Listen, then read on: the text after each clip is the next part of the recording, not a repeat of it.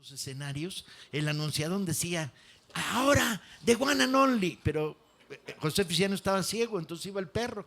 Y entonces el perro recibía los aplausos y ya luego, ¿no? Bueno, pues de one and only, Paco Ignacio Taibo y Alejandro Rosas aquí para hablar sobre Porfirio Díaz, con la temporal ausencia de Pedro Salmerón, que viene en camino y está tapado en el tráfico, pero que cuando llegue se incorporará con el furor y el fervor que acostumbra, o sea que no tendremos mayor problema. Habíamos decidido hacer esta mesa redonda por una razón muy obvia, pues, ¿no?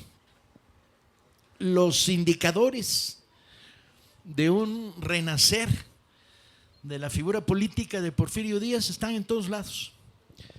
El origen fue una conversación con José Ramón Calvo, que está por ahí. Calvo, levanta la mano, sí.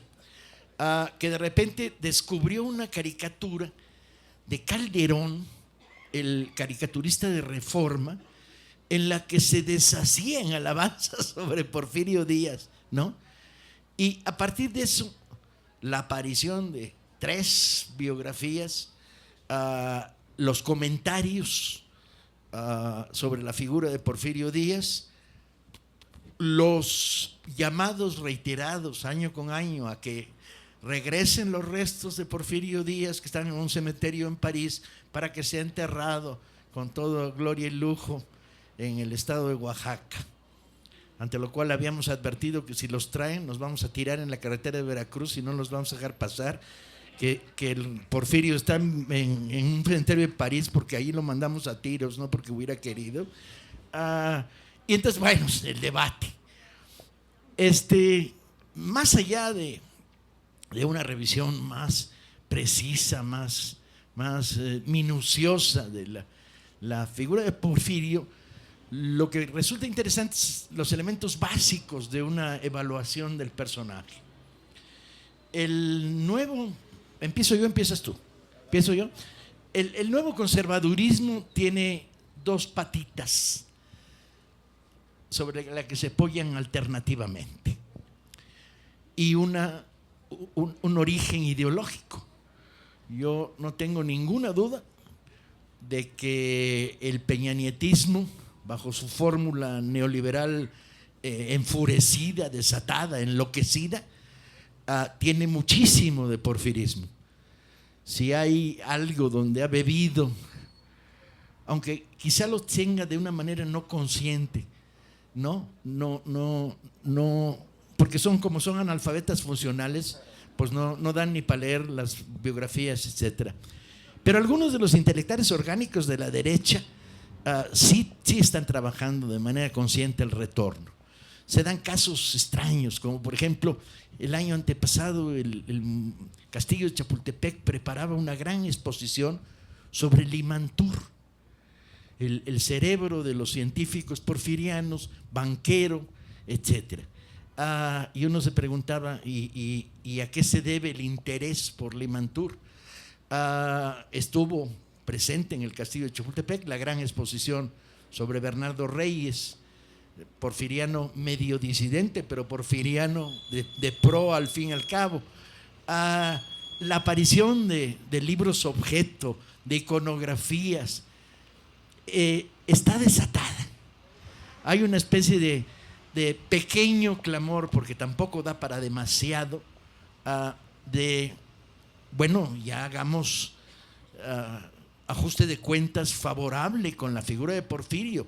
Ha sido denigrado, desarticulado, estigmatizado, demonizado por un pensamiento más o menos plano. Y bueno, no, hay cosas buenas.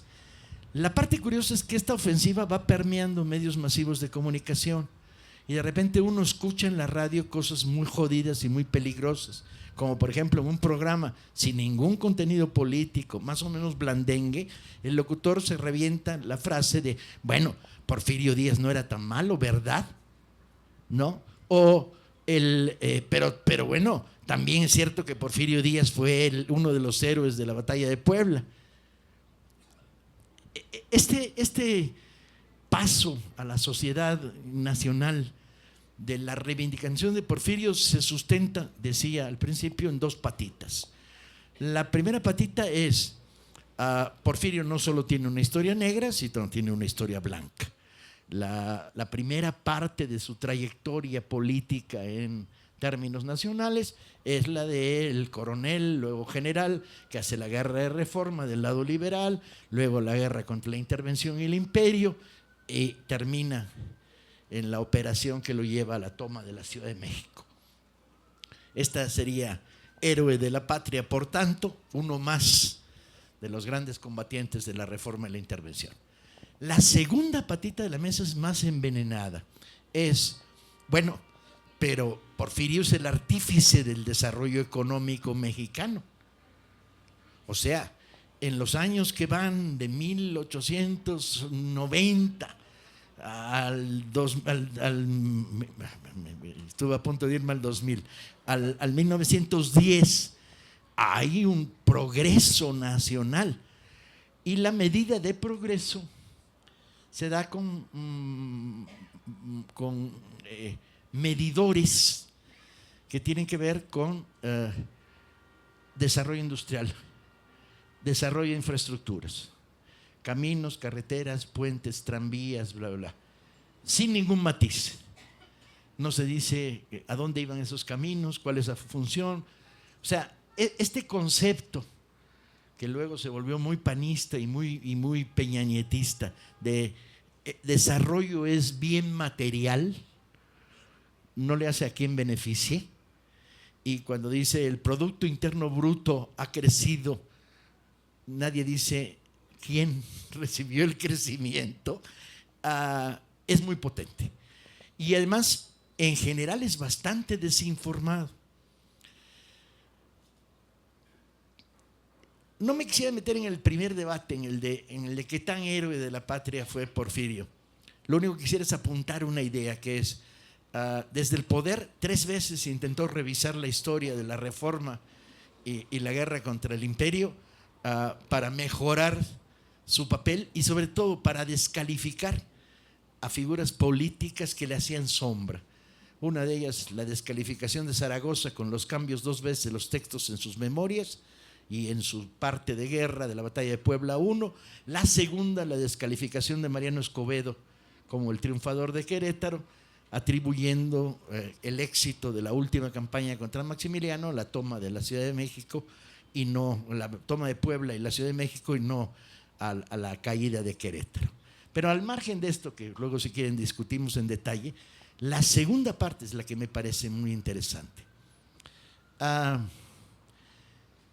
Desarrollo.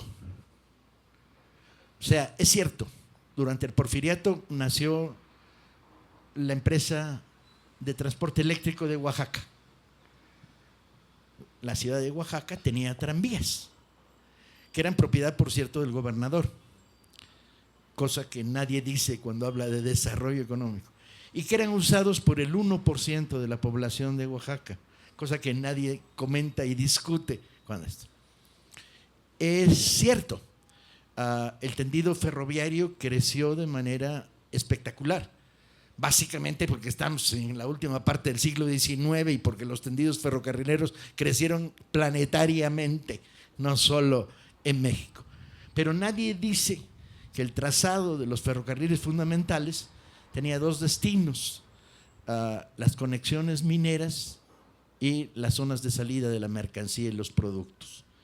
Que los grandes ferrocarriles recorrían la zona del cobre para ir hacia Arizona, que el recorrido del primer ferrocarril, el México-Veracruz, que se completa en tiempos porfiristas, no, en tiempos de Lerdo, un poquito antes, van buscando la exportación de materias primas. Y nadie dice qué % de la población usaba el ferrocarril como medio de transporte. Y ninguna estadística he encontrado en la que cuente en qué beneficiaba al mexicano de a pie y normal el desarrollo de un concepto ferroviario destinado a la extracción de materias primas y no de bienes elaborados directo a las zonas de influencia del imperio. La reconciliación con Francia, en la medida en que el capital francés volvía a México. La creciente relación con los Estados Unidos y la presencia de compañías norteamericanas en todos los sectores mineros metalúrgicos, la presencia de un renovado capital español que se moviliza hacia México después de la caída por la independencia cubana, la presencia potente del capital inglés.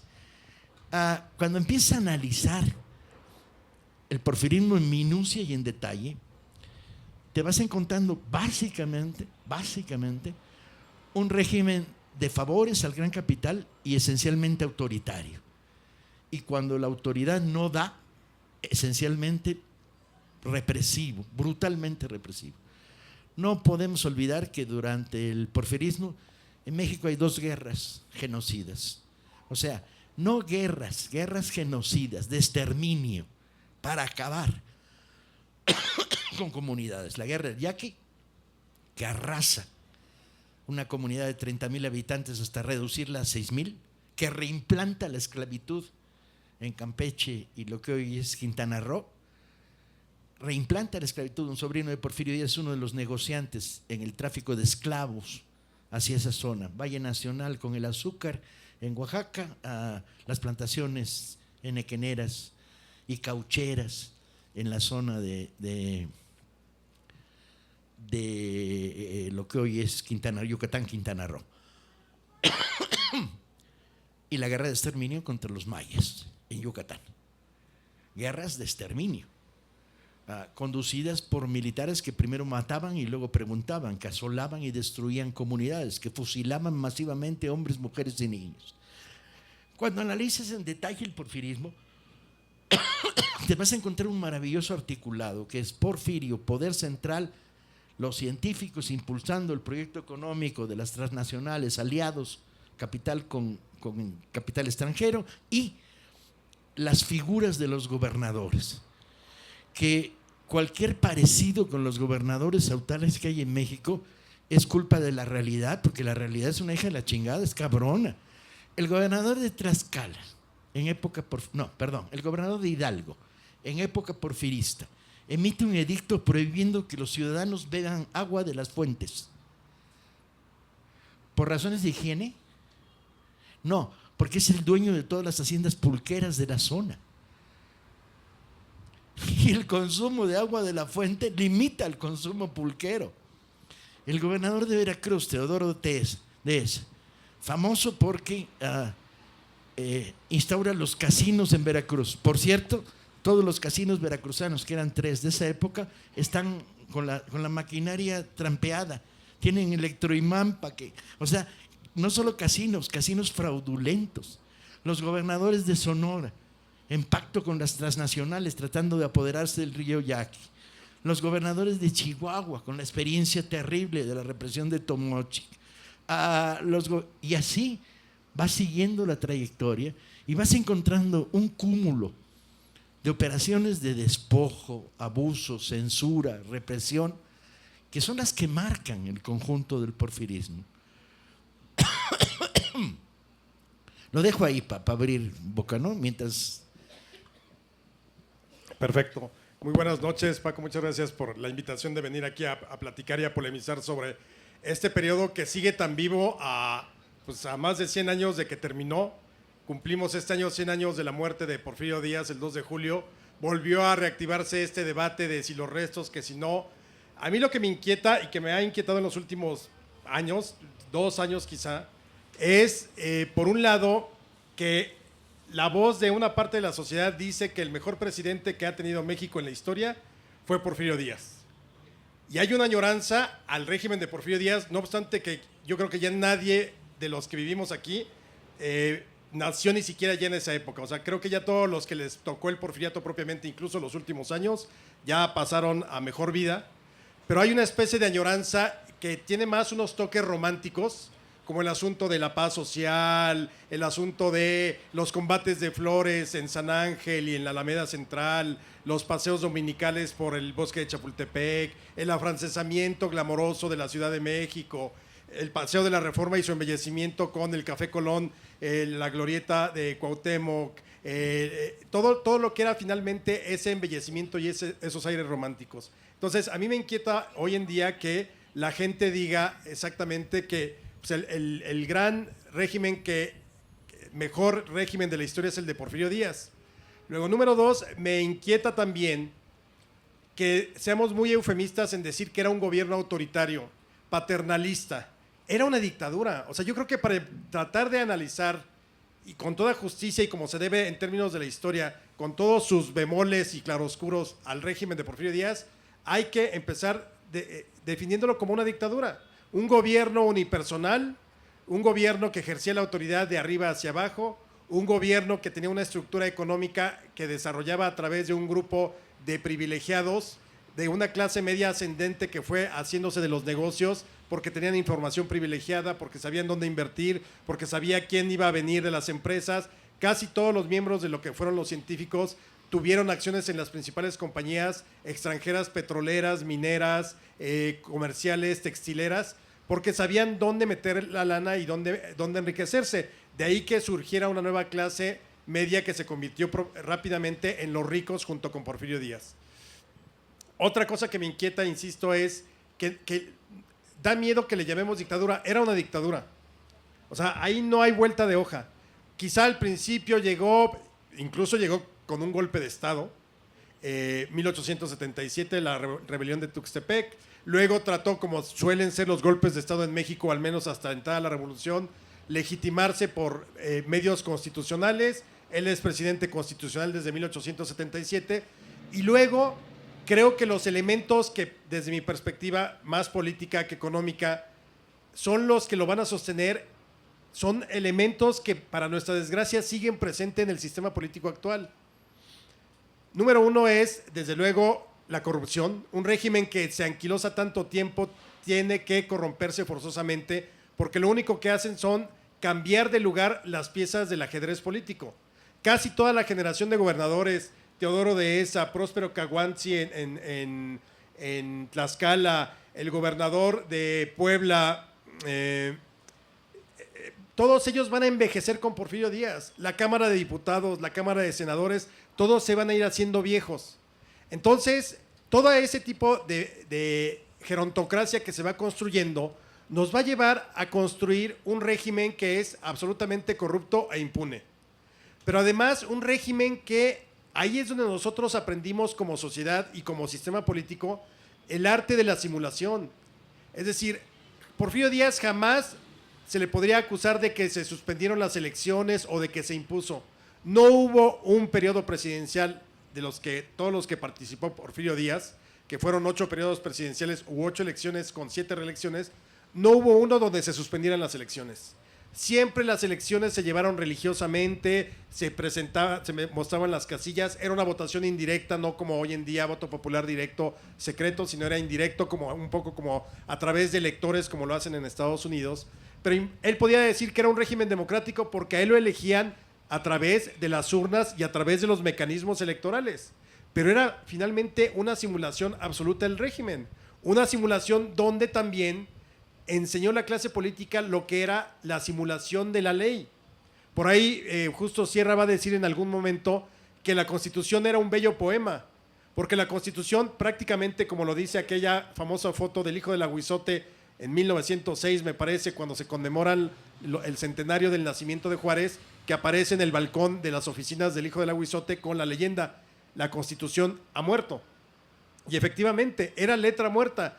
¿Por qué? Porque la clase política porfirista en todos sus niveles aprendió a aplicar la ley de una manera discrecional. Es decir, no nos centramos en un marco legal, no había una certeza jurídica, sino prácticamente se iba modificando todos los elementos jurídicos para poder hacer que en aras del progreso material creciera el país. Un país que crece, donde hay crecimiento económico, evidentemente tendremos niveles del 5 o 6% de crecimiento anual en muchos momentos, pero no hay desarrollo, es decir, no hay esa distribución de la riqueza a lo largo de los 31 años que dura el régimen, más los 4 del compadre González.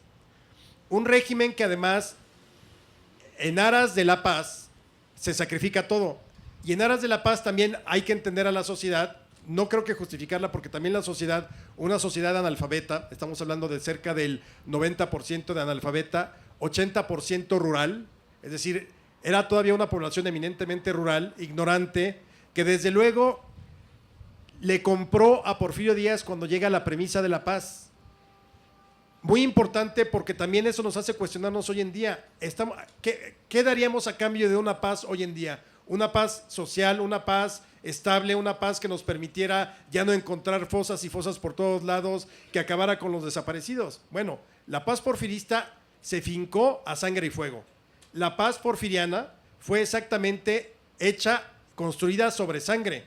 Tuvieron que, y el propio Porfirio Díaz no tuvo empacho en negarlo, en la entrevista a Díaz-Creelman, donde dice, bueno, había manzanas podridas y para evitar que se pudrieran las demás, tuvimos que ser violentos, o crueles, muchas veces hasta la exageración, lo dice más o menos en esas palabras. Y aplicó la ley fuga y aplicó la muerte in situ, las ejecuciones in situ con la famosa policía rural o la acordada, que llegaban y donde sorprendieran a alguien robando, fueran o no culpables o sospecha, ahí los acababan.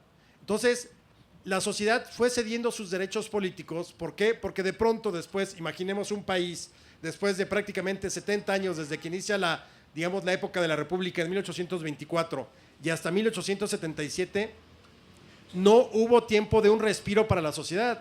Tuvimos guerras con el exterior, el intento de reconquista español de 1829, la guerra de Texas de 1836, la guerra de los Pasteles del 38, la guerra contra Estados Unidos, más todas las rebeliones internas que hubo a lo largo de todos estos años, más la intervención francesa y el imperio de Maximiliano.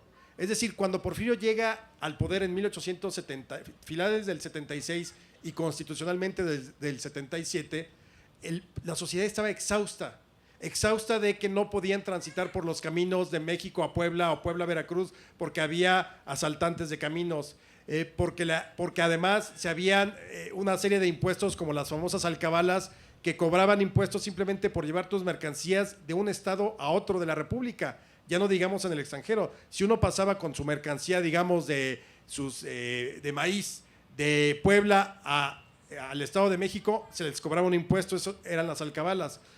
Pero si cortaba por, digamos, el estado de Morelos y luego iba a Puebla, también había que pagar la alcabala en el estado de Morelos y luego la alcabala correspondiente para cruzar de Morelos a Puebla.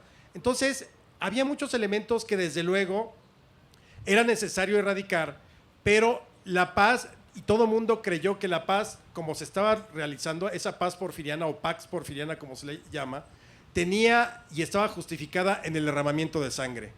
Mucha de la policía de las primeras generaciones que utilizó Porfirio Díaz eran los principales delincuentes que habían sido detenidos y que conocían obviamente el movimiento de la delincuencia y que fueron puestos como jefes de policía. Luego, posteriormente, o cuerpo de rurales, luego posteriormente se fueron sustituyendo, pero se creó una policía que era, desde luego, ni pensar en los derechos humanos. Habría que entender también al régimen porfirista dentro de una lógica que se está respirando en todo el mundo con gobiernos autoritarios o dictaduras, con gobiernos represores, que casi en todas las latitudes se están viviendo en esos momentos. Pero efectivamente, la paz funcionó porque fue una paz que se creó a partir de la violencia. O sea, las matas de violencia dieron como resultado un país pacífico en el cual la gente decidió no involucrarse más en la vida política. ¿Por qué? Porque la dictadura, en buena parte, podía dar ciertos elementos de estabilidad y de formas de vivir. Es decir, hay que hablar también, por ejemplo, de la hacienda brutal, explotadora en Morelos o en Yucatán, por lo que significaba en términos económicos para el mundo. Por ejemplo, las haciendas azucareras de Morelos llegaron a tener el segundo lugar en producción mundial de azúcar. Entonces, imagínense, había que explotar al máximo esta región, igual que el enequén, como la fibra que antes de que se encontraran las fibras sintéticas, ayudaba mucho en las mercancías, en la carga y en la descarga. Eran lugares, enclaves económicos de una economía mundial. Había quizá otras haciendas, algunas en el norte, no llegaron a esa brutalidad como las que se conocen de la familia Madero en algunos casos, algunas en el Bajío. Y entonces vemos un mosaico distinto, pero insisto, se violan las libertades políticas, se van acabando los derechos políticos. ¿Por qué? Por este régimen que solo va envejeciendo y que va garantizando ciertos satisfactores mínimos para la sociedad, pero no hay una evolución política de la sociedad. Y luego, por otra parte, junto a esta cuestión, yo también me sumo, hay un exterminio por parte del Estado, crímenes de Estado contra los yaquis y contra los mayas. Valle Nacional no fue un invento de John Kenneth Turner, porque luego se dice que, bueno, pues era un periodista que igual venía pagado por una izquierda ahí que quería medio desestabilizar el régimen. Valle Nacional existió. A Valle Nacional llegaron muchos de los enemigos políticos del régimen y además muchos de los yaquis que lograron sobrevivir y que fueron desplazados de sus tierras en el norte, y muchos de los mayas que también fueron desplazados por la importancia que tenía el Enequén.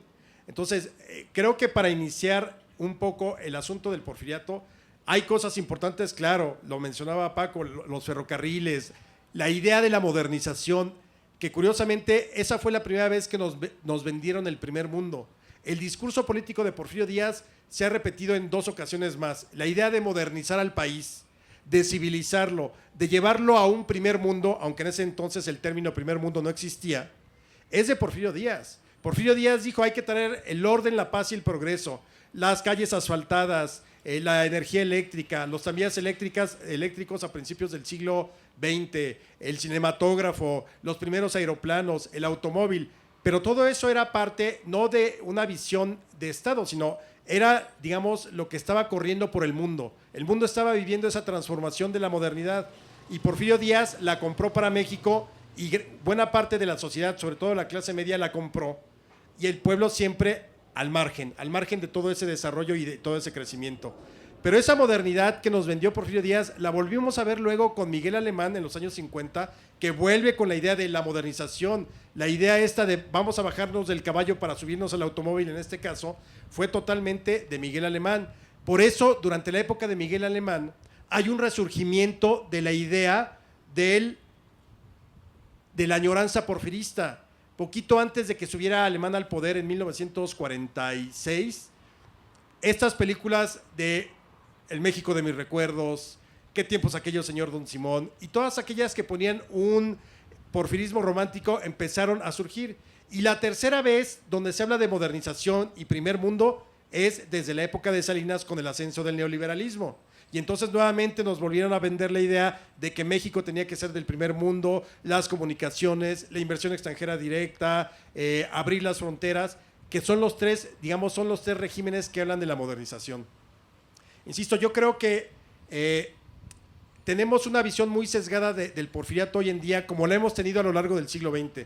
La idea del porfiriato pasó por 3 partes. Una primera, inmediatamente terminando la revolución, donde pues obviamente el gran enemigo había sido Porfirio Díaz. Porfirio Díaz como el terrible dictador, junto con Victoriano Huerta posteriormente, pero de hecho el sistema político mexicano que surge de la revolución en 1929 con el partido oficial, surge como respuesta a lo que había sido esa lucha contra el tirano. Luego, a mediados de los años 50, es una especie de limbo donde ya Porfirio Díaz se empieza a perder, a difuminar, porque realmente ya había cuajado la idea de que la revolución era la vanguardia y era lo que podía resolver los problemas. Y finalmente un resurgimiento del porfirismo a través del neoliberalismo. Es decir, tú tenías que empatar la idea del orden, la paz y el progreso, y un progreso y crecimiento económico, como a través de todas las medidas neoliberales que eran muy semejantes a lo que se aplicó en la época de Porfirio Díaz. Desde luego son épocas distintas por la sociedad que vive cada periodo, por las circunstancias del mundo, pero hay algunos ejes que nos permiten conducir estos 3 momentos y que desde luego nos llevan nuevamente al punto de origen. Regímenes autoritarios basados en la impunidad, en la corrupción y en la simulación. Y creo que uno de los grandes daños del porfiriato no fue solamente la terrible persecución que hubo contra grupos sociales en su régimen, o contra la prensa, o contra la oposición, sino que el sistema político que surge de la revolución heredó casi todos los elementos de control político que tuvo el porfiriato, e incluso los mejoró, y de eso podremos hablar en un momento más. Está dura la ametrallada, ¿no? Yo quisiera traer algunas anécdotas, porque a veces una anécdota hace un retrato visual muy potente. Fiestas del centenario, ¿sí? El Ángel de la Independencia. Porfirio Díaz, con su palita de oro, cava el primer cimiento. Y hay un momento en el que corren a los periodistas. Porfirio Díaz entierra algo, lo cubre, pone la primera piedra y se retira. Enigma nacional. ¿Qué enterró Porfirio Díaz? Bien, segunda historia. 2 días después, alumbrada del centro de la Ciudad de México. ¿Sí? 10,000 foquitos. 10,000 foquitos para 1910, háganse una idea. Son como 1 millón ahora. ¿Sí? Cualquier paralelo con la realidad es culpa de la realidad, ni pedo, ¿no? ¿Qué culpa? ¿No? Esta lógica del el boato, la apariencia, la imagen. Bueno, 10,000 foquitos, inauguración. Esa noche, la policía porfiriana saca del centro de la Ciudad de México a 3,000 pobres, a patadas, directo a las cárceles, ¿sí? Arrojados de sus calles, sus zonas de vivienda, para que no estorben la visión de los 10,000 foquitos. Una y otra no son parte de 2 discursos contradictorios, son parte del mismo discurso. ¿Sí? El discurso del barniz, la apariencia, y el discurso autoritario de gobernar para quiénes. Gobernar para las mayorías o gobernar para una minoría, ¿no? El porfirismo como propuesta de nostalgia es una propuesta insultante, chinga. ¿Sí? Es una propuesta afrentante. Es una propuesta hija de su rechingada madre. Y hay que pararlos. Y este es un debate ideológico que compete a los que escribimos textos históricos, los que narramos, pero también compete a los ciudadanos. Cuando su hijo llega con el cuaderno y dije, la maestra dijo que Porfirio era toda madre porque hizo muchos pinches ferrocarriles. Padre de familia, revélate, chinga.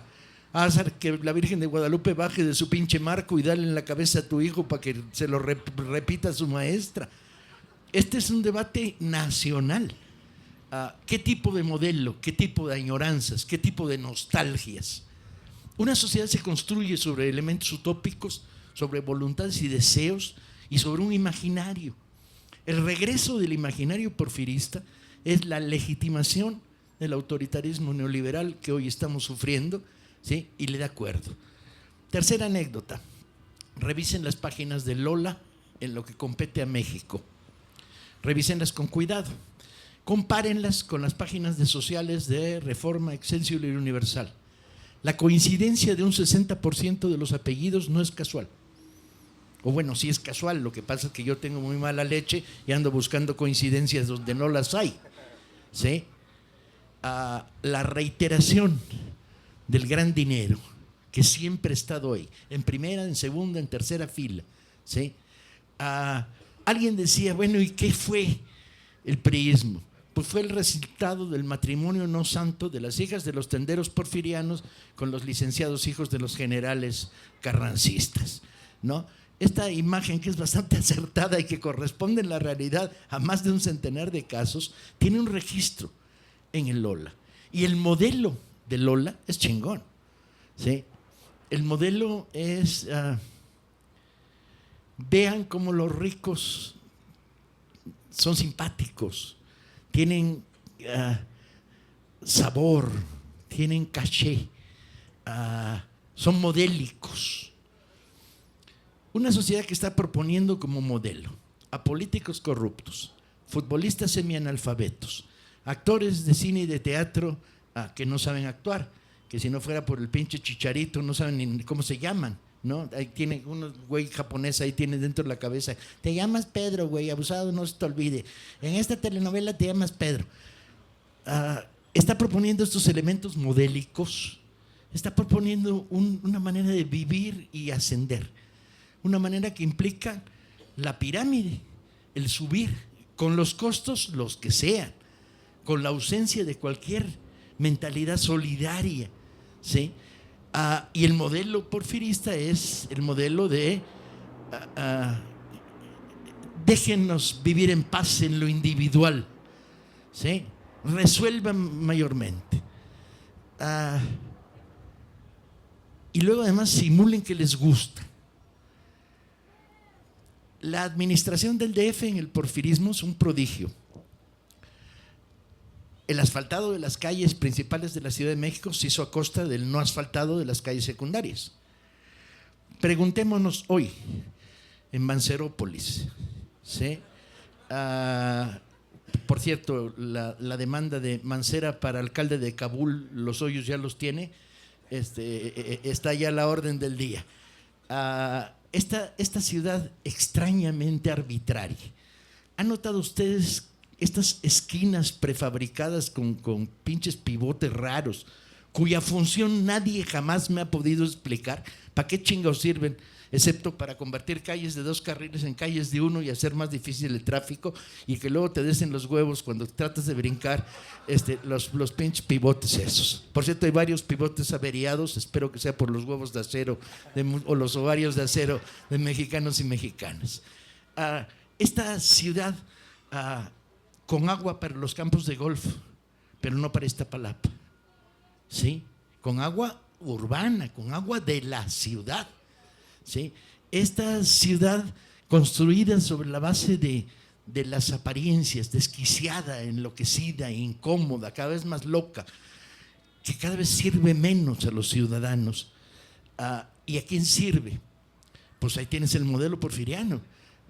El gobierno de esta ciudad está entregado a las mafias del cemento y el concreto, a los grandes proyectos inmobiliarios, ¿sí? Construyendo casas de habitación para una clase media que ya ni existe, ¿sí? Básicamente especulativos, sin ninguna lógica, sin ninguna idea de comunidad. Todo ello vinculado a la entrega de la industria petrolera nacional al capital extranjero y a sus compinches mexicanos. Todo ello vinculado a la desaparición de la energía eléctrica como un bien nacional y convertido como un negocio cada vez más. Y a la pregunta de, bueno, si privatizamos parte de la empresa eléctrica, ¿alguien va a llevar energía eléctrica a esa comunidad ahí arriba? Y el surgimiento de viejos términos porfiristas: no es costeable. No es costeable porque el consumo eléctrico de esa comunidad no paga el tendido de los postes. Y la pregunta es función de una energía eléctrica nacionalizada ser costeable, o es función de una energía eléctrica nacionalizada ser socialmente costeable? ¿Sí? ¿Cuál es el sentido? Desnacionalizar, entregar al gran capital, entregar al capital mediano, intervincular con el proceso corrupto. Todo esto tiene en el terreno del debate ideológico un debate muy directo, pues, ¿no? Ahí están, ellos son los que van al paredón, pues no hay mucha bronca. Pero en el terreno del debate ideológico profundo está el sustento de la reivindicación del porfirismo y en general de las figuras conservadoras de la historia de México. Me aburro de discutir, y te debe pasar a ti lo mismo, cuando dicen Venustiano Carranza promulgó la Constitución del 17. Bueno, nomás hay que leer la correspondencia entre Venustiano Carranza y Pallavicini, que era su operador en Querétaro, para ver cómo la Constitución del 17 se hizo contra Venustiano Carranza, que quería quitarle el artículo 3º, bajarle a las leyes agrarias, ¿sí? Y entonces esta revisión de la figura de Venustiano, ya lo único que falta es que se revise positivamente con el argumento de, bueno, no era tan malo, era un hijo de la chingada, pero no era tan malo. A Victoriano Huerta, bueno, pues entren en la página de internet de una población del estado de Jalisco que se declara orgullosamente tierra natal de Victoriano Huerta, héroe de la patria, agárrense, ¿sí? Toda esta pérdida de una visión crítica nacional está elaborada, y yo no creo en la conspiración, yo no soy conspirativista, tú tampoco eres conspirativista. Yo creo que no es que se reunieron en Los Pinos y entonces le dijo Peña Nieto a Aguilar Camín, oye, mano, organízame una campaña para, pues ese Porfirio era un buen tipo, y no creo en ese. Creo que hay un soplos en el aire, hay complicidades, hay amores inconfesables, ¿sí? No me extraña que alguien de matriz autoritaria como Enrique Krause pues sea porfirista, chinga. ¿De dónde mamó toda su vida? De esa visión aristoburguesa de la sociedad. Pero sin duda hay un debate político profundo, abierto en el terreno de la historia. Y no es palabra menor, créame, no es palabra menor. En Los Pinos escriben Díaz con S. Sí, yo tampoco creo en la conspiración como que se junten en Los Pinos a hablar de los elementos fundamentales ideológicos del porfiriato. Creo que es una tendencia que venimos arrastrando desde hace 25 años y que nos tiene postrados como país en muchos sentidos. Pero a mí me llama la atención dos cosas que yo creo que son de las que nos llevan muchas veces a una parte de la sociedad a esa añoranza y a la nostalgia. Los lugares, los momentos de la historia de México en que hubo mayor crecimiento económico, que no significa que haya sido igual para todos, pero donde hubo mayor crecimiento económico y paz social, desgraciadamente para nosotros fueron bajo regímenes autoritarios, es decir, durante el porfiriato y durante el momento, digamos, la cumbre clímax del sistema político priista durante los años 60, que se llamó el Milagro Mexicano. ¿Y por qué digo que me es inquietante? Porque el problema es ese, o sea, finalmente respondió ese crecimiento y esa estabilidad a una represión abierta. Es decir, no podemos decir que, bueno, es que el país creció y entonces de pronto hubo autopistas y la paz social el dinero, y la gente tenía dinero en la bolsa en el Milagro Mexicano. Pero era a costa nuevamente, de estos pilares: la corrupción, la impunidad, la simulación y el autoritarismo.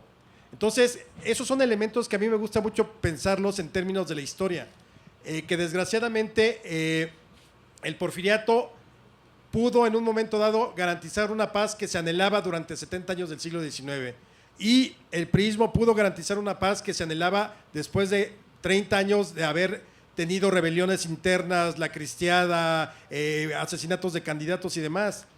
Esa es digamos, es una como tentación que existe y que está en el ambiente. ¿Preferiríamos entonces un régimen autoritario como los de antes a cambio de una paz que hoy nos regresaran, de una estabilidad y de una tranquilidad? Esa es la gran pregunta. El punto es que los dos regímenes autoritarios que garantizaron en ese momento a una población una estabilidad y quizá un crecimiento económico, a la larga terminaron rotos adentro, o sea, se rompieron por las contradicciones sociales, y en uno terminó con la revolución y en otro terminó con las crisis cíclicas que conocimos a partir de 1976 y para acá. Es decir, las dos tuvieron consecuencias nefastas, aunque el oropel te mostraba como ese México en el que se podía esperar, un México el que se anhelaba. Quizá ahí se puede encontrar un poco esa añoranza, que a mí me parece que es una trampa no premeditada, sino una trampa que se dio dentro de la propia lógica del poder. Ahora, por otra parte, yo no les catimaría a Porfirio Díaz la parte de militar. Yo creo que cumplió como muchos de los hombres que defendieron la patria, se la jugó, pudo haber muerto en varias ocasiones, la sacó adelante, supo cómo, yo creo que ahí él vio la manera en cómo podía conocer la naturaleza del hombre en cuanto a la política y a las decisiones. Creo que fue un gran soldado de la patria entre 1862 y 1867 particularmente. Después de la toma pacífica de la Ciudad de México, no volvió a dar una en su carrera. Le fue muy mal en la rebelión de la Noria, le fue muy mal en la rebelión de Tuxtepec, pero yo creo que esa parte cumplió como muchos otros, como un Escobedo, como un Ramón Corona, como un Vicente Riva Palacio, como un Nicolás Romero, como Arteaga y Salazar, que además fueron fusilados en 1865. Creo que esa parte no es que con eso se justifique y entonces ya tenemos a un Porfirio Díaz luminoso por un lado y oscuro por otro. Yo creo que una cosa es el soldado y otra cosa es la perversión que hizo del poder. Llega al poder y fue modificando poco a poco los elementos y las estructuras del poder para construir una dictadura que además, muy a la usanza mexicana, estaba avalada en la ley. ¿En qué ley? Él mismo fue, a través de sus movimientos políticos, modificando la ley para pasar de una reelección con un cambio de gobierno en medio a una reelección indefinida. Es decir, y esa es también parte de la tragedia de México en el siglo XX, somos tan dados a acomodar la ley que parece que ninguna de las cosas que hacemos como clase política son ilegales. Y si lo vemos en términos de la ley, no son ilegales, pero son ilegítimas en términos de ética política y de moral política. Porque a Porfirio Díaz se le puede acusar lo que quiera, pero insisto, se ajustó a como él fue acomodando la ley.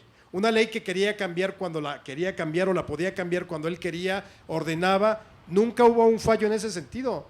Incluso, por ejemplo, en 1910, cuando Madero está en la prisión y junta todos los elementos para demostrar que hubo fraude en las elecciones, le dieron paso en la Cámara de Diputados y a la mera hora, como suele suceder y como lo hemos visto hasta nuestros días, pues no estaba completo, no estaba bien armado el expediente, le faltaba una coma, faltó la cartilla de vacunación del perro de Madero y entonces no prosperó la demanda de anulación de las elecciones. Es decir, siempre encontramos ese recoveco legaloide para no cumplir la ley.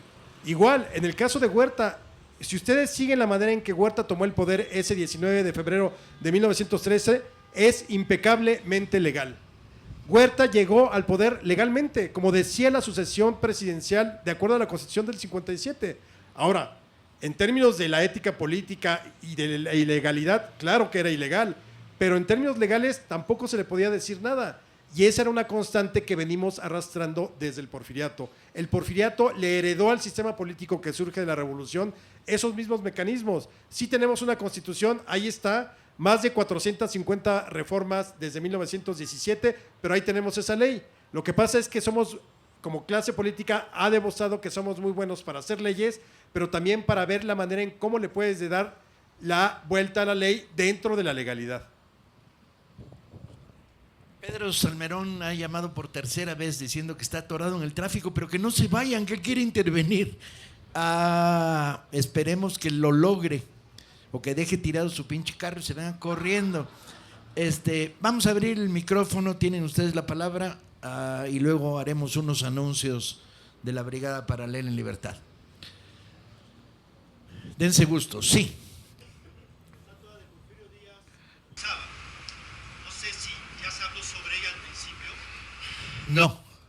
No hemos hablado sobre la estatua de Porfirio Díaz. Es la estatua más absurda de la historia de México. Porque además la pones a 3 metros de Río Blanco. Es increíble. Todavía lo comprendería junto al Mesón de la Soledad en Oaxaca, porque en Oaxaca son muy porfiristas. Y ahí fue donde nació. Y eso quién sabe. Pero que la pongan en Orizaba a 3 metros, el otro día lo hice con Google, creo que es 1,5 kilómetros entre el lugar donde estaba la estatua y Río Blanco. O sea, ahí te habla de varias cosas. Para empezar, nuestra clase política no tiene ni la más, perdón la expresión, puta idea de lo que es la historia.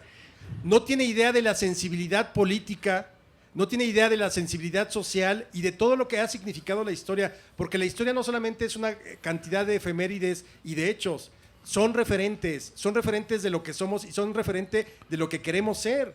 Y que te pongan una estatua junto a Río Blanco de Porfirio Díaz, es verdaderamente, es como para pedir la cabeza, no de Porfirio Díaz, del presidente del gobernador municipal de Veracruz, claro, que es el responsable de esa operación, sí. Ir a tirarla, vamos tirándola. Como la de Alemán en CEU. Como la de Mann en CEU.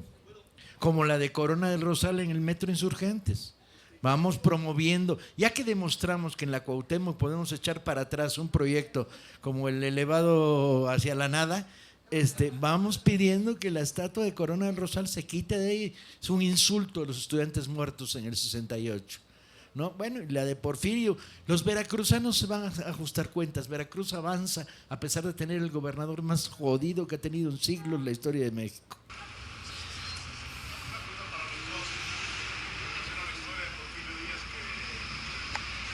Tenemos un micrófono.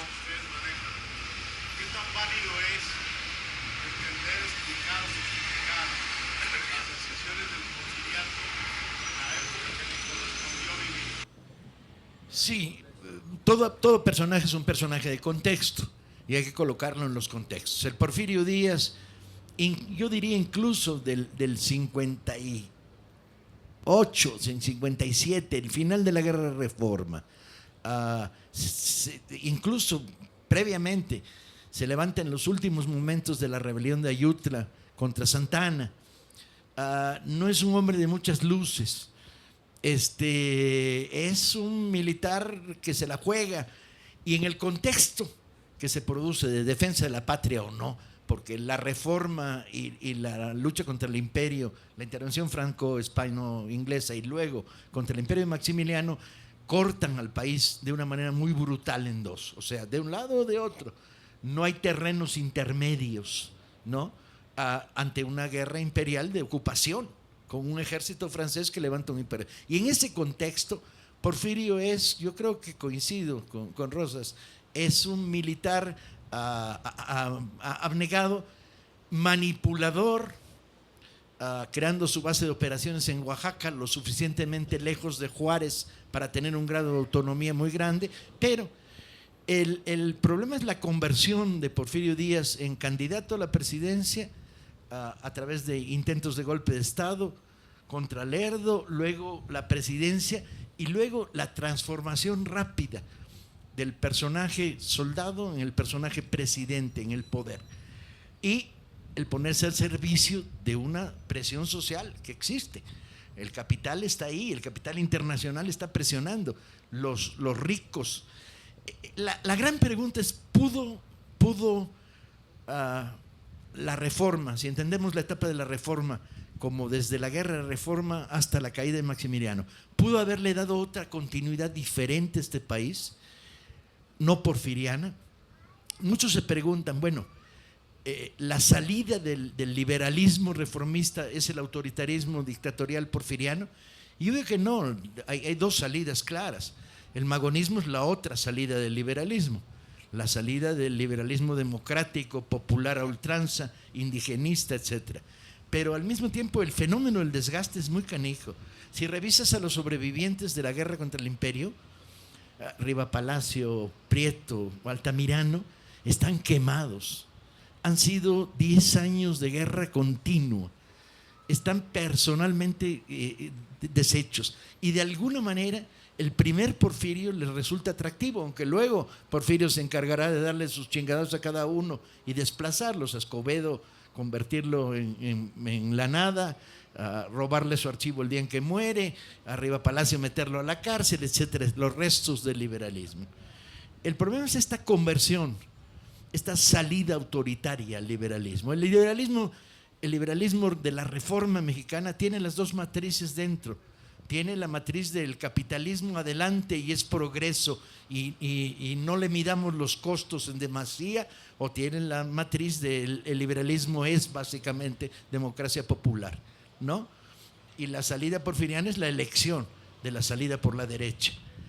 Es cierto, es un hombre del contexto, pero también es cierto, él toma las decisiones que toma cuando hay dos posibilidades.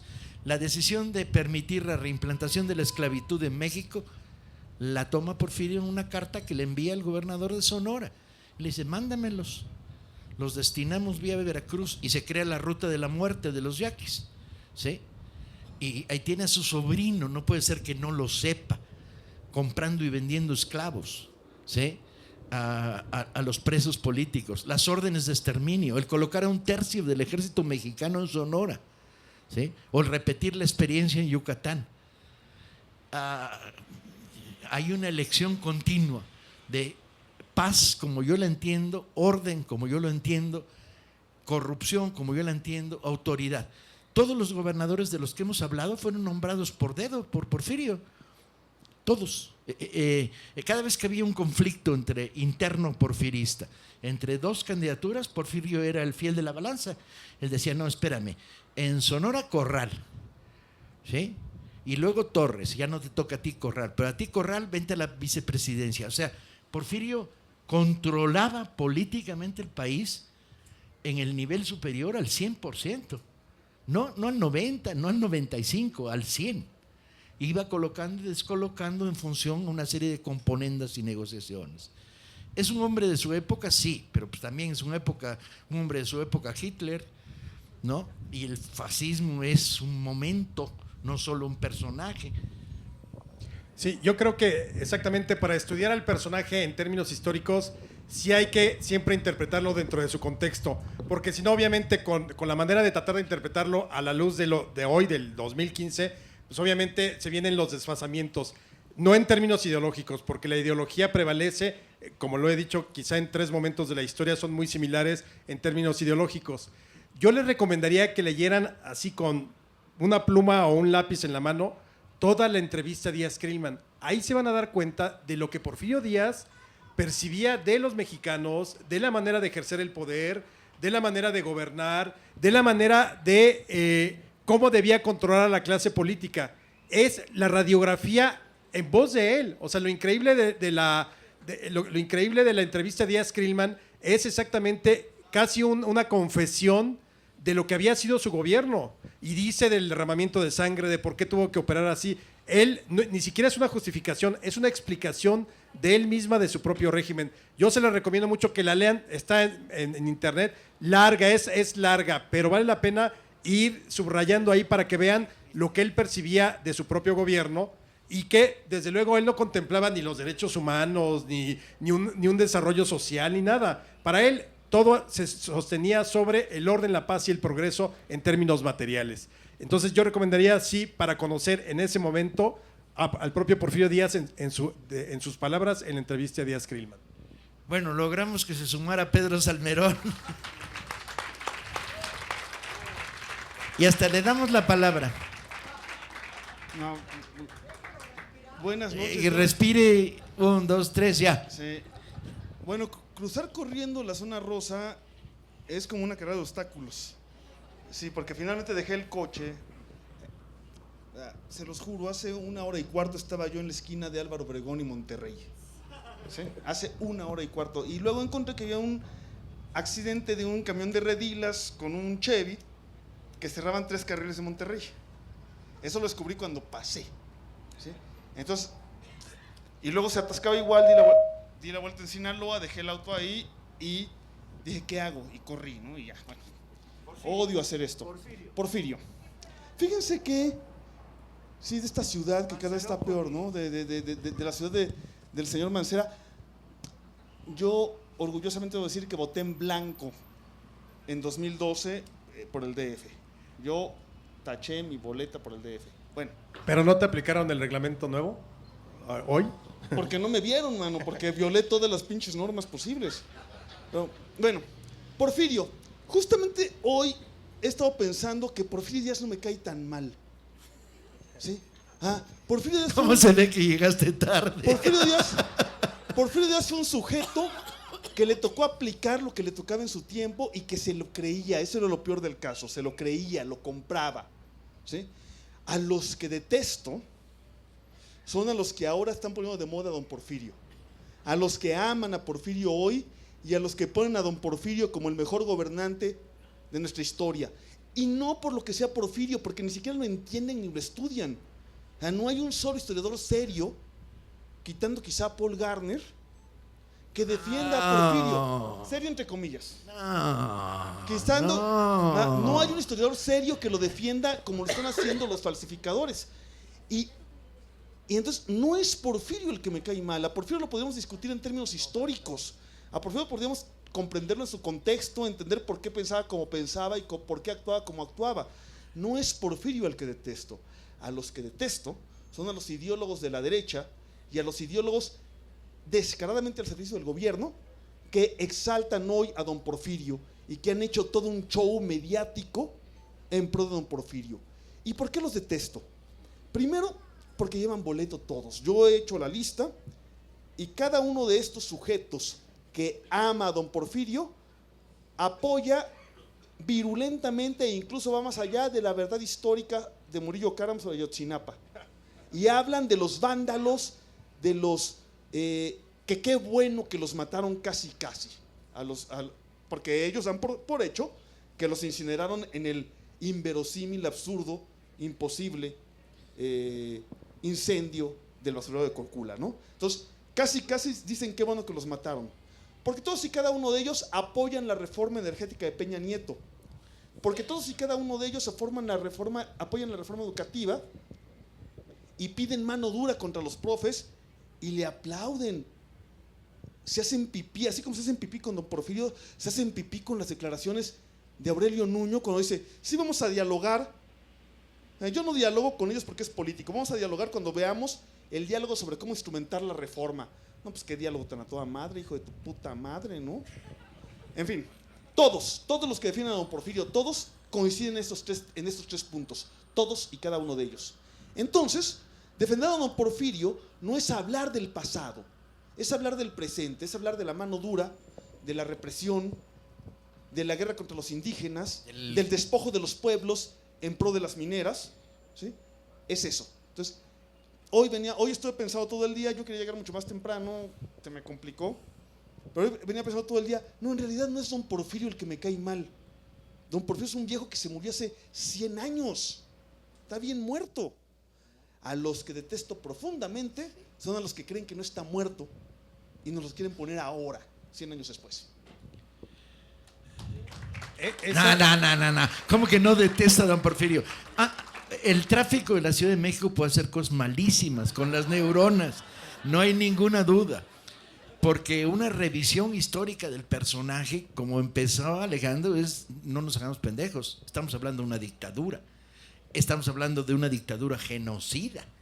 Genocidio, señores. No en Ruanda, no los judíos en Alemania, ¿sí? No los ucranianos bajo Stalin, no. Sonora, Yucatán, los popolocas en Veracruz, ¿sí? Los mayos.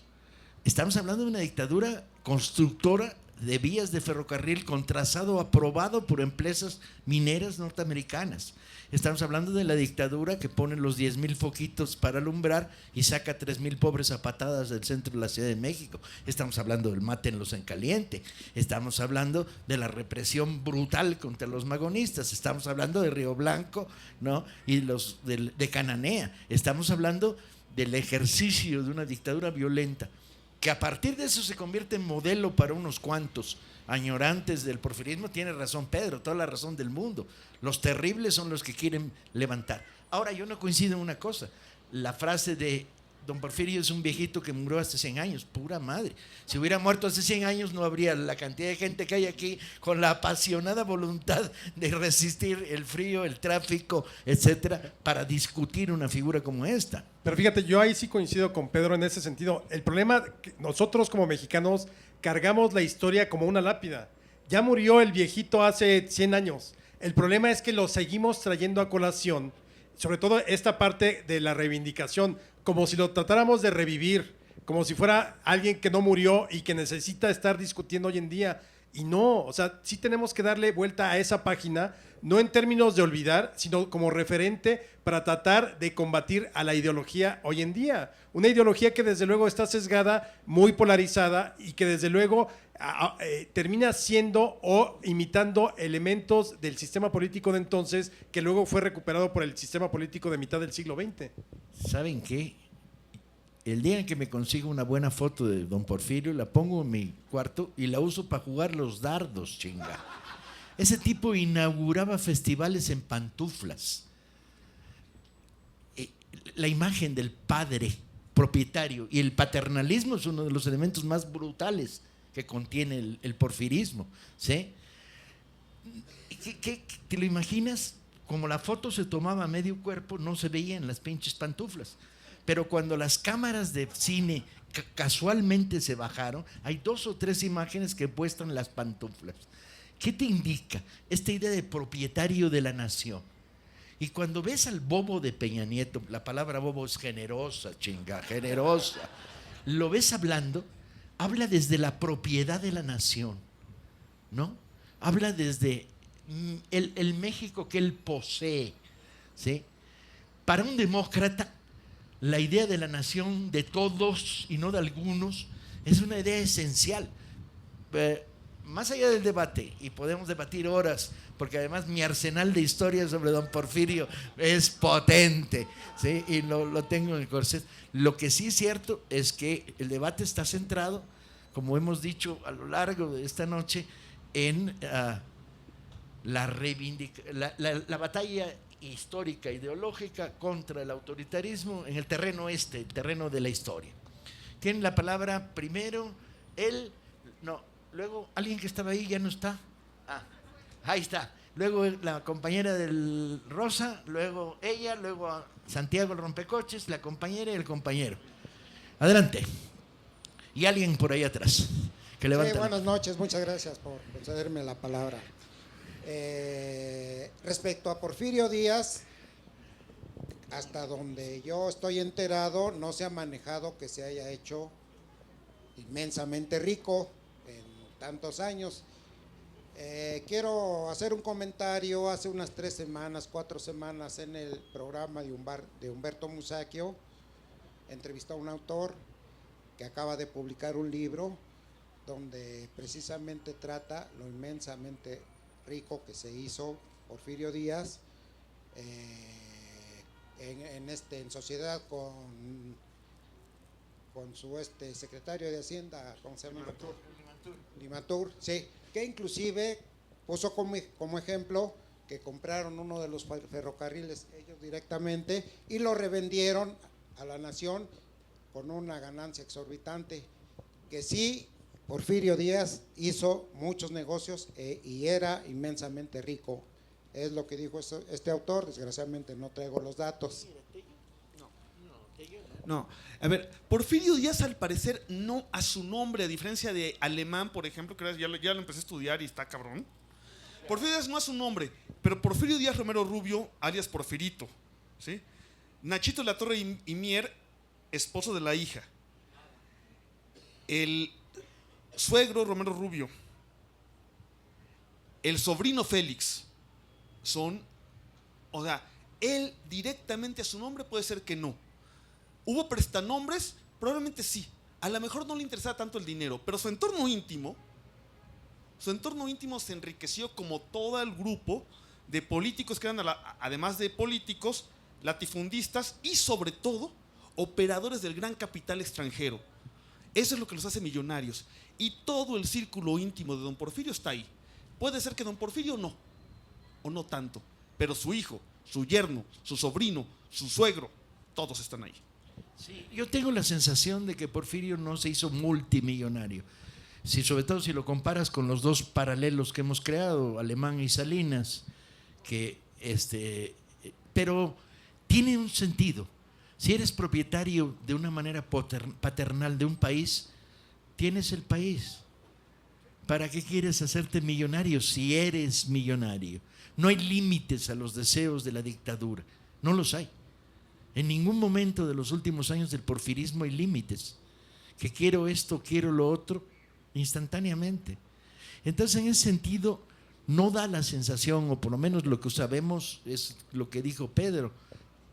No, y de hecho, pero es otro modo de corrupción como lo comentábamos al principio. O sea, tenían información privilegiada, sabían dónde invertir, cuándo vender las acciones, dónde meterlas. En el directorio de accionistas de la empresa petrolera, una de las principales del Águila, estaba, por ejemplo, el hermano del presidente Taft, pero también estaba Porfirio Díaz, hijo.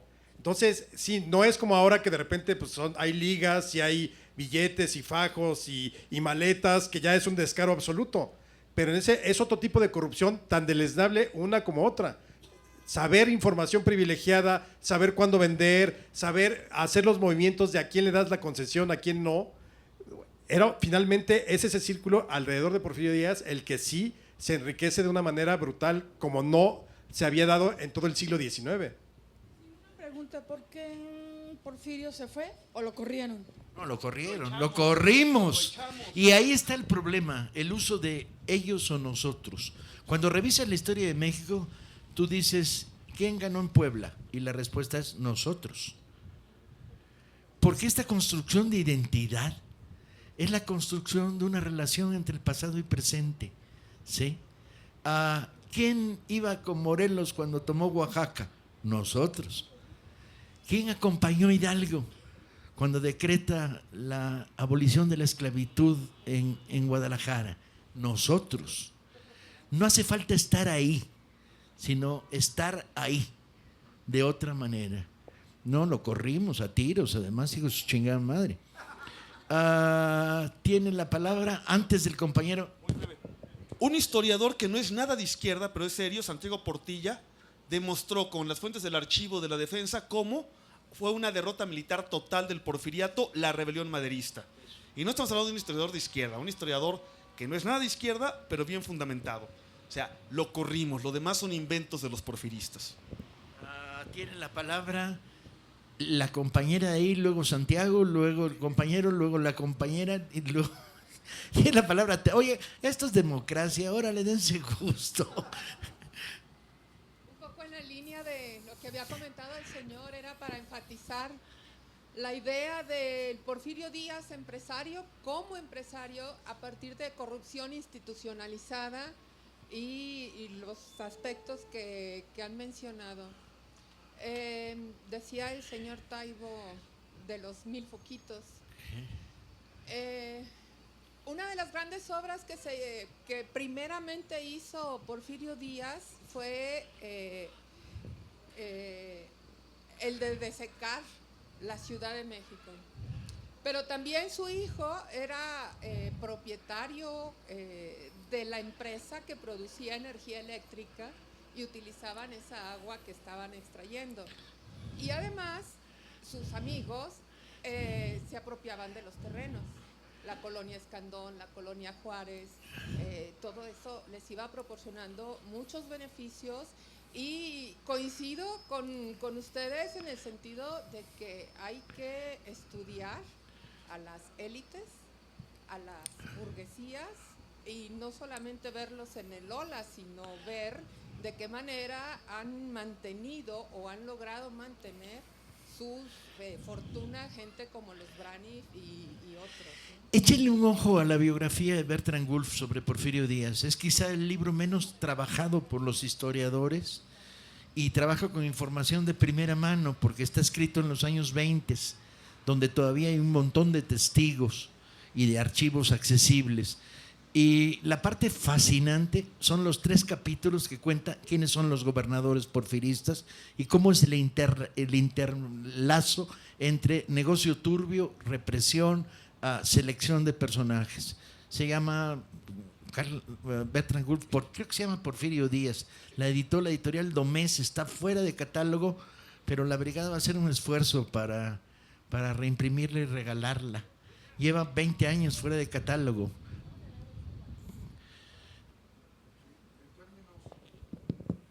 En términos de efectos de largo plazo, los comentarios de la influencia ideológica de Porfirio, del porfirismo, en el 15 de mayo de 1915, cuando los maderistas entran a Torreón y hacen la matanza esta de los chinos, ¿no? Quisieran comentar sobre eso en términos de efectos de largo plazo.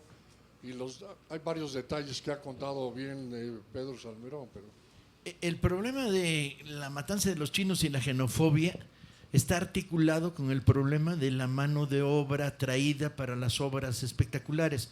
Al traer los chinos a la construcción de ferrocarriles, esa mano va quedando desocupada y se moviliza hacia el pequeño comercio. Y se crea una reacción xenófoba muy jodida, porque el habitante urbano con el primero que choca es con el tendero que no da crédito.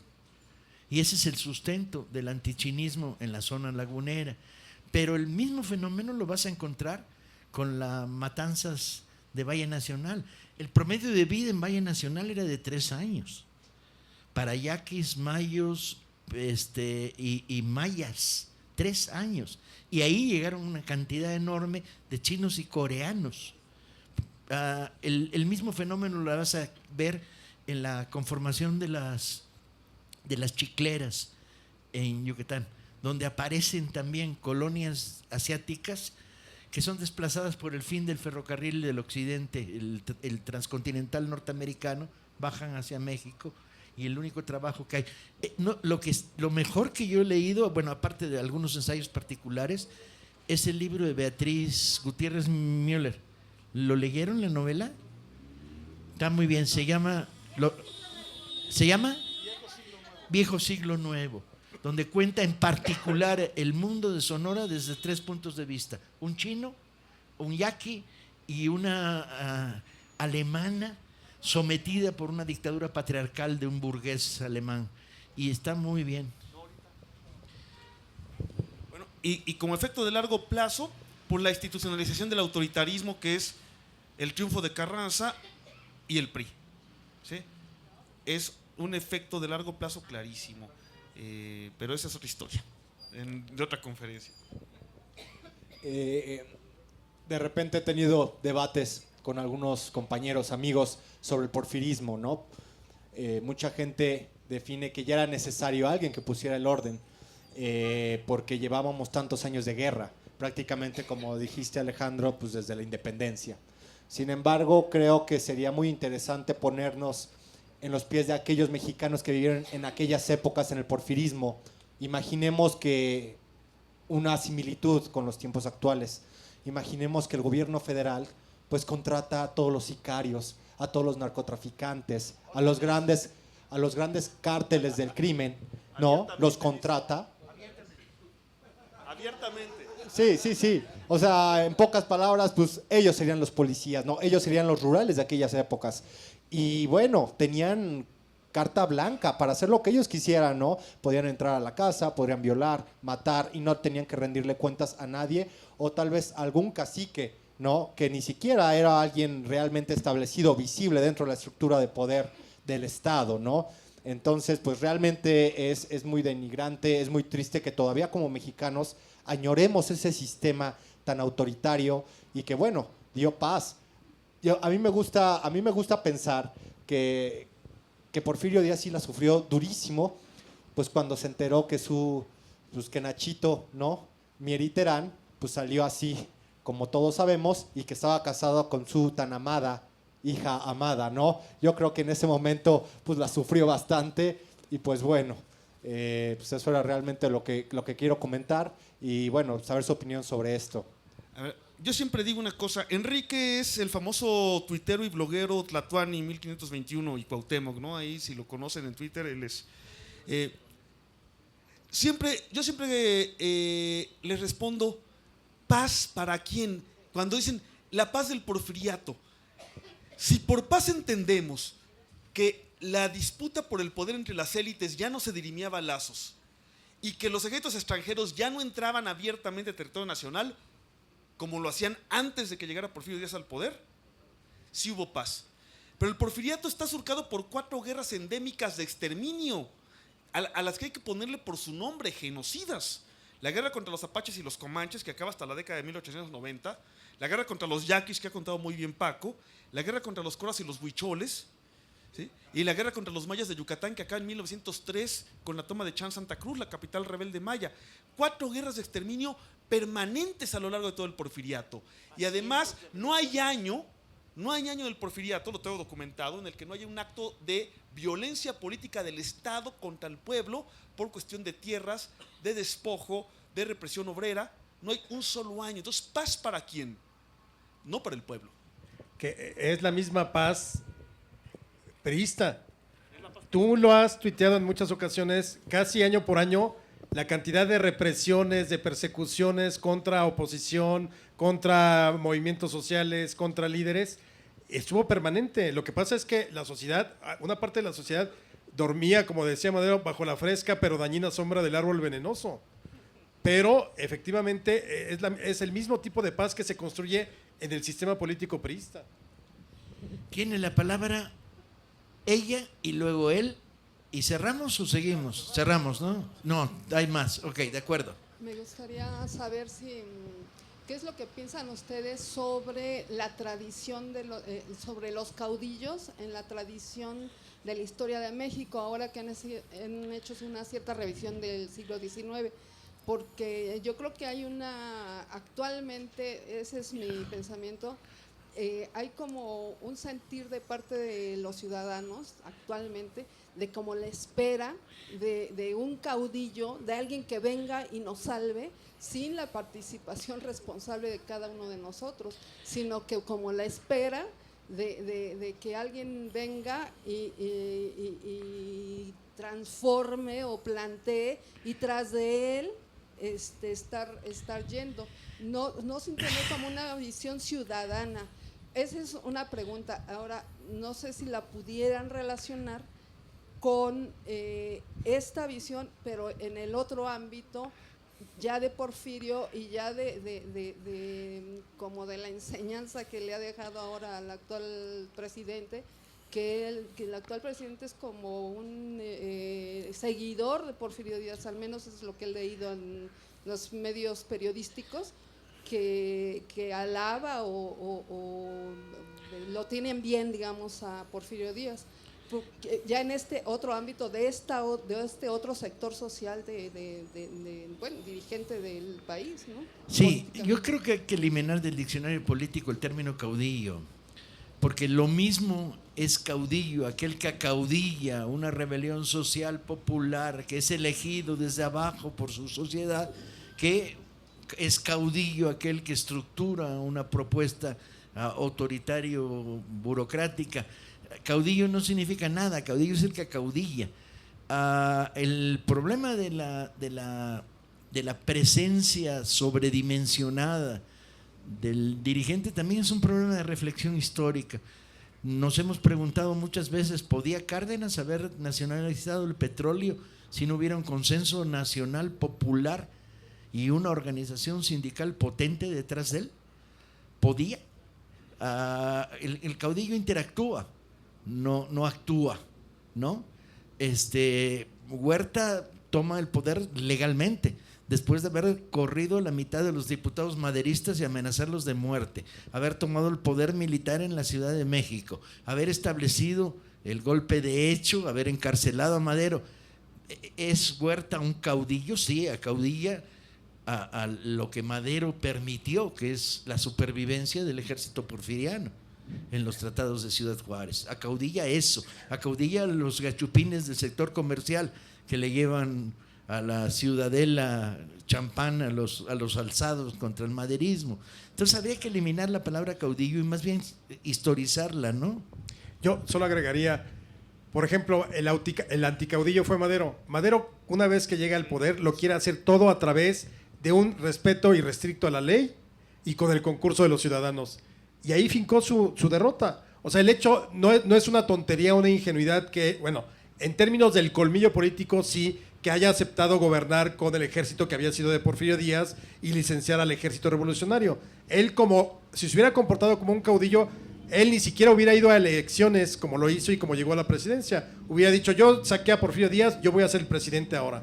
Pero él se quiso plegar a lo que nadie hasta ese momento había hecho. Es decir, ser respetuoso de las formas legales y de lo que establecía la ley.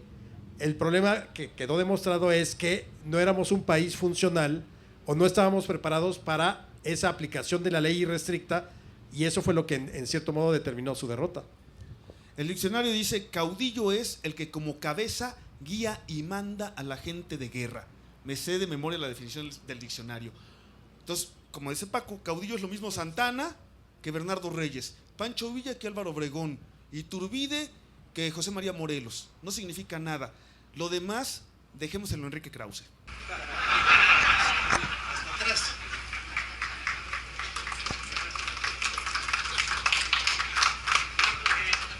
La primera pregunta se la hago al Paco.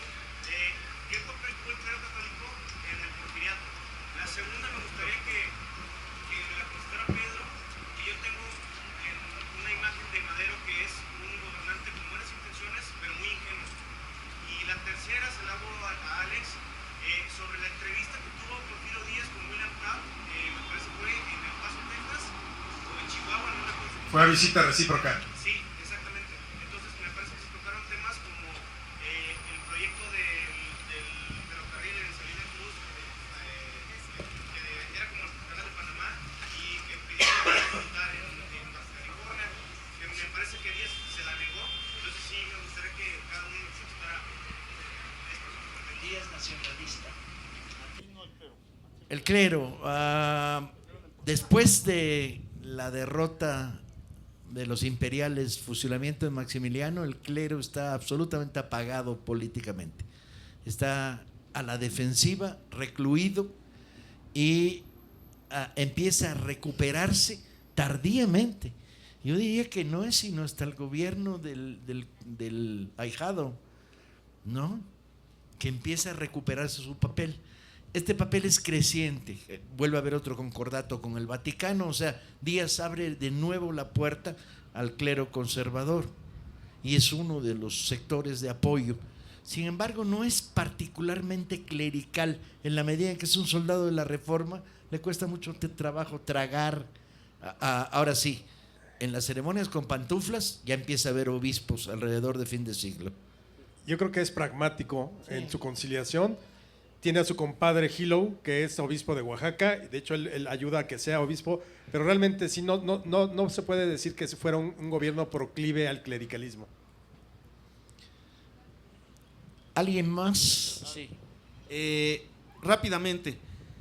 No voy a hablar de Madero porque sería otra plática.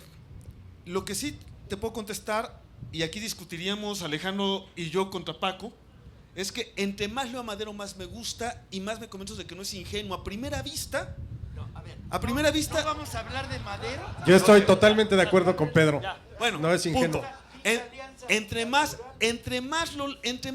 estudia Madero, más me gusta, menos ingenuo me parece, y mejor político y más comprometido con el cambio. Pero sería otra plática.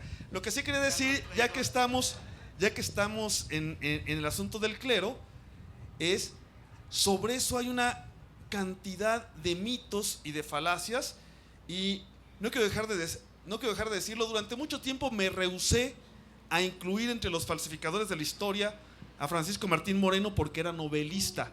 No, ya lo oí hablar del 68 y de los dirigentes del 68 como agentes de la CIA, y luego vi su último libro en el que habla ya, según él, como historiador. Mis próximos artículos son sobre Francisco Martín Moreno, y uno de los grandes temas son las increíbles mentiras que dice sobre la Iglesia Católica ese señor, ¿eh?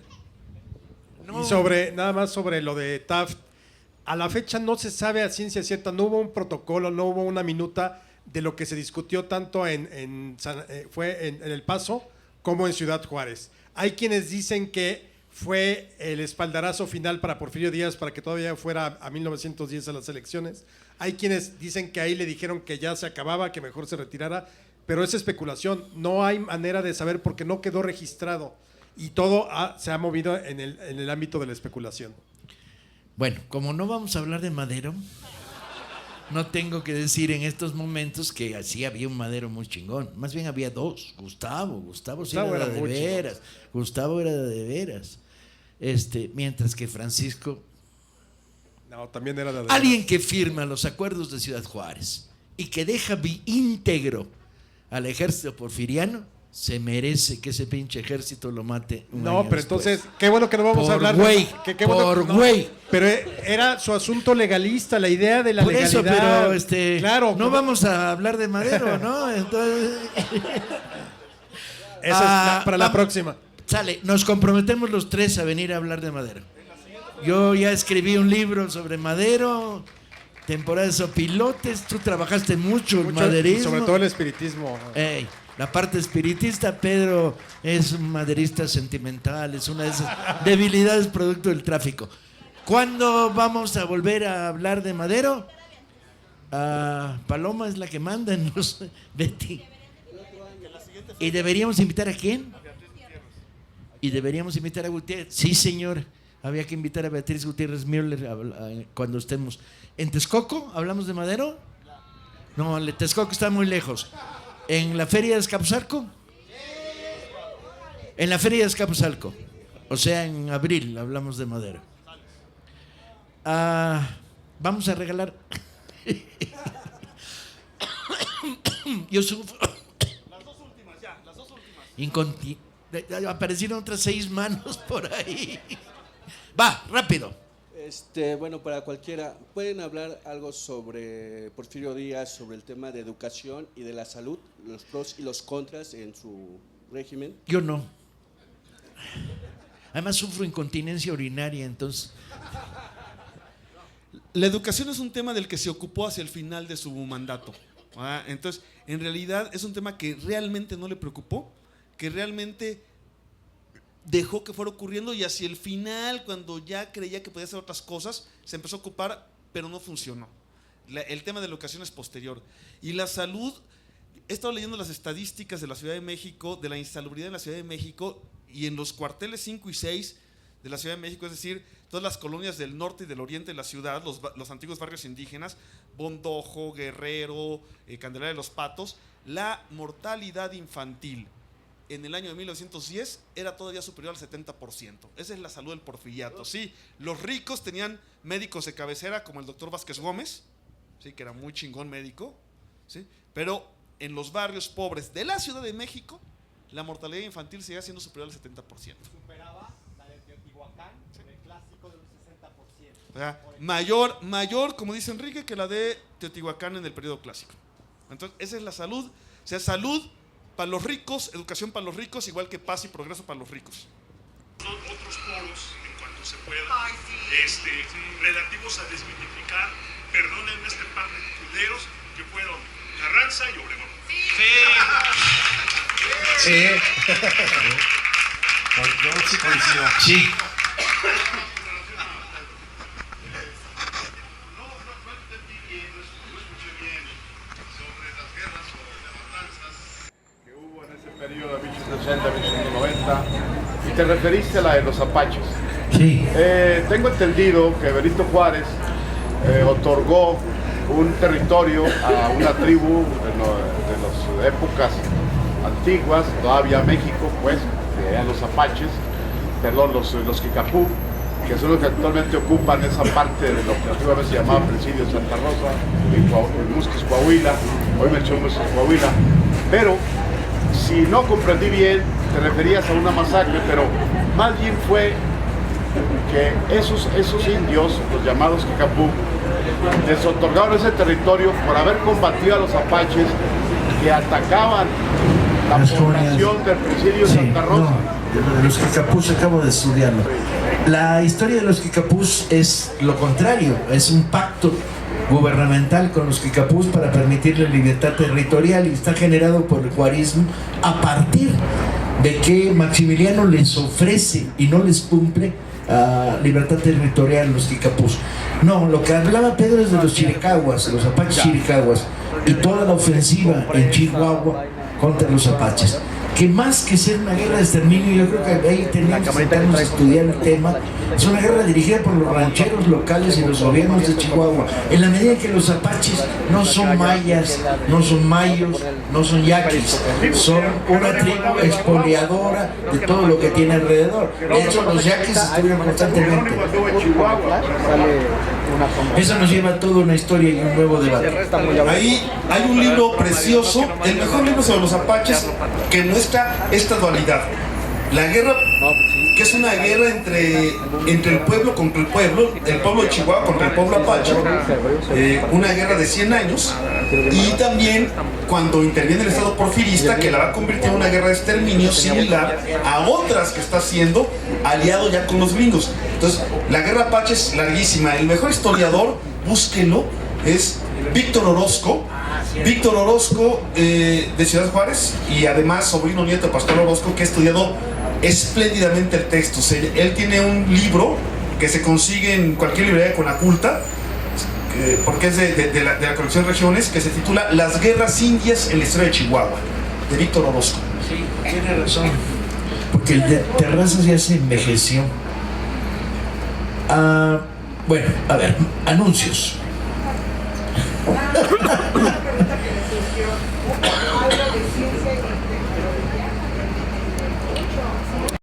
Idea. El porfirismo no es mi tema nada más que como un tema de rebote. Yo estoy trabajando el periodo que va de la caída del santanismo a el fusilamiento de Maximiliano, lo que se llamaría la República Armada, esos 14 años. Hay tecnología importada, hay casi nada de tecnología propia y hay una dependencia tecnológica casi absoluta de los grandes imperios. Ese es el mecanismo, ya no hablé de eso, pero el mecanismo de progreso del porfiriato es un mecanismo de progreso absolutamente subordinado. Entonces, importamos tecnología. Toda la maquinaria de la minería, toda la maquinaria de los ferrocarriles es maquinaria importada, con tecnología importada, casi nada de creación natural. Y cuando hay creación mexicana, por ejemplo, los Madero, en torno a los Madero, con capital y con influencia de Pancho Madero, se crean desfibriladoras de caucho natural de Guayule. El gobierno las sabotea y las hunde. ¿Para qué? Para seguir beneficiando al gran capital internacional, a la International Rubber Company, que era entonces no hay casi, y cuando lo hay, el propio gobierno lo ahoga en beneficio del gran capital internacional. El cañón Mondragón vale más. Ese sí lo estudié. Mondragón inventó entre comillas, dos cosas. El fusil Porfirio Díaz, que es una modificación de un pinche Mauser, no tiene mayor gracia. Y el famoso cañón Mondragón, que es una modificación del Saint-Chamond. El Saint-Chamond francés, que fue el que fue a estudiar Ángeles cuando fue a Europa a estudiar y dijo, el pinche Mondragón pues no es nada. Mondragón es un personaje digno de estudio. Es uno de los tipos más feos, pinches, culeros y ojetes de la historia de México. Pero bueno, ahí le dediqué unas paginitas en... Lo único bueno que hizo fue su hija, a la que trató de violar y casi la mata, que es Nahui Olin, la hija de Mondragón. Sí.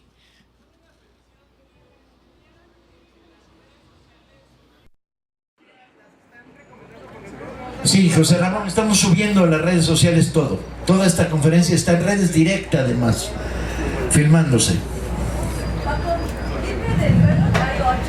¿Qué? Nada más nos quedan 8 libros de Pedro. No, o sea, chinga, ya no nos queda ninguno. Lo vamos a repartir otro día. La novela de Grossman es buenísima. Basile es maravilloso. Si no les toca el de Pedro, la novela de Grossman es buenísima. Es una historia del Ejército Rojo contra el nazismo estupendamente escrita. Betty, no les crees ansiedad, repártelo. Cuando se acaban, se acaban. No produzcas ansiedad. Que por allá dicen, Ya, pues los de atrás dicen que son pueblo. Dani, lánzate para atrás, ¿no? A ver, para los que... Uno, pero que no se note.